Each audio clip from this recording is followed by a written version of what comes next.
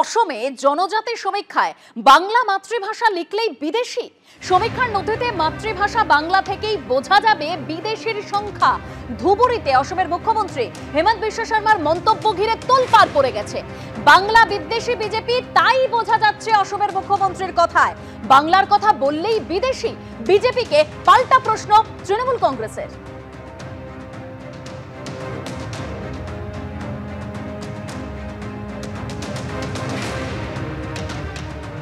অসমে জনজাতি সমীক্ষায় বাংলা মাতৃভাষা লিখলেই বিদেশি।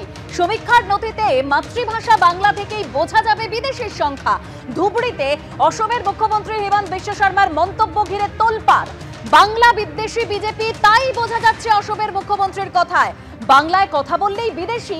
বিজেপিকে পাল্টা প্রশ্ন তৃণমূলের।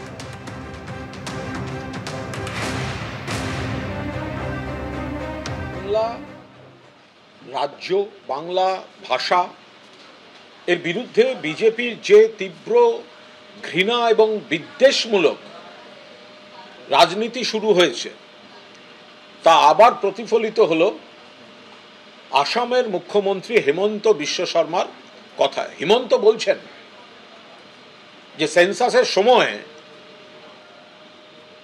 যদি কেউ মাতৃভাষা মাদার টাং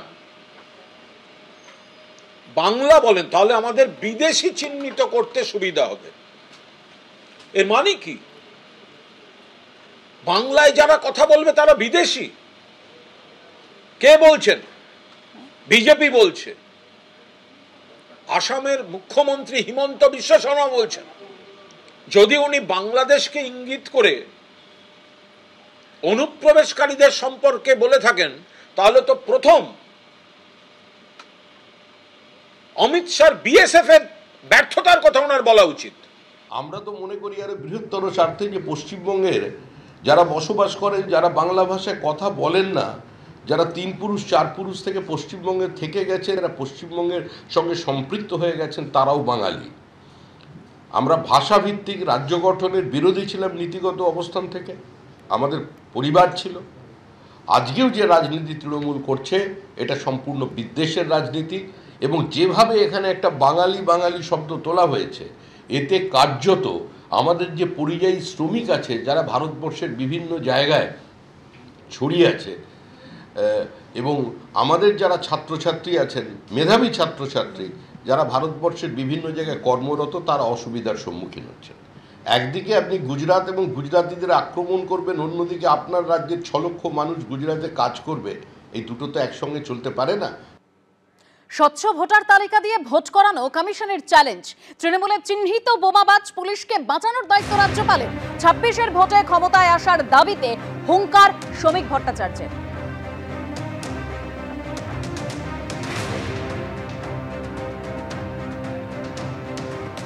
স্বচ্ছ ভোটার তালিকার মধ্যে দিয়ে পশ্চিমবঙ্গে অবাধ এবং শান্তিপূর্ণ নির্বাচন করাটা নির্বাচন কমিশনের কাছে একটা চ্যালেঞ্জ। আর রাজ্যপাল, যিনি রাষ্ট্রপতির প্রতিনিধি হিসেবে এখানে থাকবেন, তার এটা বিশেষভাবে দেখা দরকার যে নির্বাচনের ফল বেরোনোর পর যাতে তৃণমূল কংগ্রেসের যারা চিহ্নিত বোমাবাজ আছেন বা যারা চিহ্নিত পুলিশ অফিসার আছেন, যারা প্রমাণ লোপের কাজ করছেন, সিভিক ভলেন্টিয়ার্সের যে অংশ আছেন, তাদের জীবন এবং তাদের শরীর যাতে অক্ষত থাকে, সেটা দেখার দায়িত্ব কিন্তু তখন রাজ্যপাল। কারণ নতুন সরকার এলে তার তো একটা টিদিং পিরিয়ড থাকে। সে তো রাতারাতি সমস্ত প্রশাসনকে ঠিক করতে পারবে না, তার তো 15-20 দিন সময় লাগবে।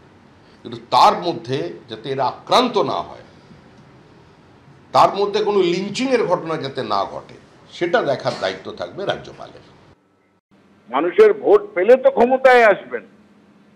2021-এও তো অনেক তর্জন গর্জন করেছিলেন। উনি একটা কনস্টিটিউয়েন্সিতে দাঁড়িয়েছিলেন, সেখানে গোহারা হেরেছেন শ্রমিক ভট্টাচার্য।